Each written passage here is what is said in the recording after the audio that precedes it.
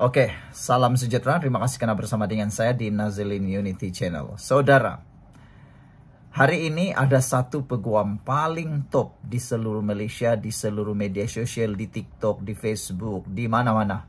Bahkan termasuk di seluruh dunia. Yaitu peguam yang mewakili salah seorang daripada pembuli yang didakwa membuli Zara Khairina. Sehingga menimbulkan tanda tanya. Kenapa dia mewakili 5 tertuduh atau salah seorang yang tertuduh itu. Dan yang lebih menarik ialah ramai orang mula bertanya dan menyatakan kononnya mereka kenal siapa Datuk Ram Singh. Mereka kata dia ialah peguam yang sangat hebat, berprofil tinggi, bayarannya pasti tinggi. Tapi ramai juga yang ikut-ikutan. Mereka tak faham pun, tak tahu pun siapa Ram Singh. Tiba-tiba marah pula. Oke, jadi pada malam ini, petang ini, saya akan kongsikan dengan Anda semua. Siapa sebenarnya Datuk Ram Singh ini? Siapa sebenarnya dia? Yang sehingga menjadi buah mulut populernya dia. Dia lebih populer daripada Perdana Menteri Anwar Ibrahim sekarang ini. Sebenarnya saya pun tak tahu jugalah siapa. Jadi saya buat sedikit homework.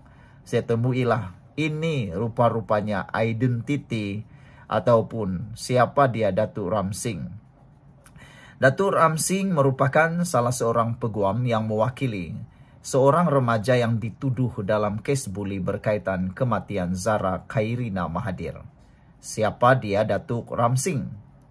Datuk Ram Singh adalah seorang peguam yang terkemuka di Sabah, yang terkenal kerana mengendalikan pelbagai kes berprofil tinggi di negeri ini. Antara kes yang pernah dibelanya termasuk membela Muhammad Ambre Yunus dalam kes pembunuhan pembantu rumah Nur Afiah Daeng Damin.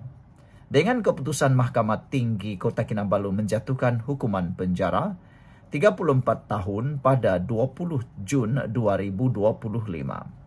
Selain itu, beliau juga merupakan sebahagian pasukan peguam yang mewakili 2 adun Sabah, yaitu Datuk Dr. Yusuf Yaakob Sindumin dan Datuk Andi Muhammad Suryadi Bandi dari Tanjung Batu, berhubung pertuduhan rasuah berkaitan permohonan lesen cari gali mineral.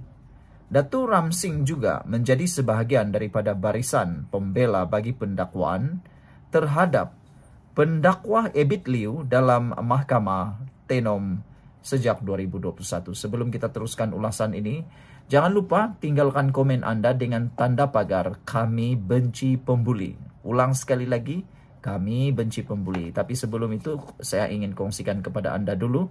Ini terapi imun Transfer Factor for Life. Terapi imun yang meningkatkan daya imun badan kita sehingga 400%. Secara umum dan ringkasnya, apabila imun badan kita lemah dan rendah dan bodoh, kita tidak sembuh daripada sebarang penyakit, bahkan imun badan yang bodoh menyerang diri kita sendiri. Tetapi terapi imun ini mendidik, menjaga, serta merangsang dan menguatkan imun badan kita, menjadikan imun badan kita bijaksana, akan menghapuskan akar penyakit yang tumbuh di dalam tubuh badan kita.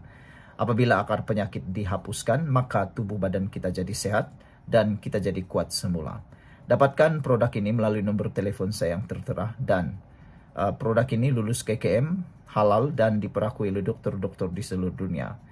Jangan tangguh-tangguh lagi, mungkin ini jalan penyelesaian, jawapan kepada doa anda selama ini. Saudara-saudara sekalian, apa pula peranan Datuk Ram Singh dalam penglibatan kes Zara Khairina? Pada prosiding terbaru, beliau hadir di Mahkamah Kanak-Kanak Kota Kinabalu mewakili seorang daripada 5 remaja yang didakwa atas dakwaan penggunaan kata-kata kesat terhadap Zara Khairina. Beliau menegaskan khidmat guaman yang diberikan dilakukan secara pro bono atas rasa simpati terhadap mereka sebagai kanak-kanak dan sebagai seorang bapa. Datuk Ram Singh juga menepis dakwaan bahawa tertuduh adalah anak seorang kenamaan atau VVIP. Beliau menjelaskan bahawa identiti kanak-kanak tertuduh dilindungi oleh Undang-Undang Malaysia. khususnya Section 15 Akta Kanak-Kanak 2001 dan Perintah Gag Order ataupun Gag Order dikeluarkan untuk menjaga sensitivity case. Itu sebabnya menjawab kepada banyak persoalan netizen di luar, yaitu mengapa identiti 5 yang didakwa membuli itu tidak didedahkan. Sebab inilah Perintah Gag Order untuk melindungi dan menjaga kebebasan serta keselamatan kanak-kanak itu. Jadi itu tak boleh dipersoalkan lah. Memang kanak-kanak perlu dilindungi. Ada juga yang menyebut, mereka kata halimunan. Perkara itu sepatutnya tidak berlaku. Kanak-kanak ini mereka masih mempunyai pemikiran yang mentah, emosi yang mentah, kekuatan yang mentah. Jadi secara moralnya mereka perlu dilindungi walau bagaimana sekalipun kesnya.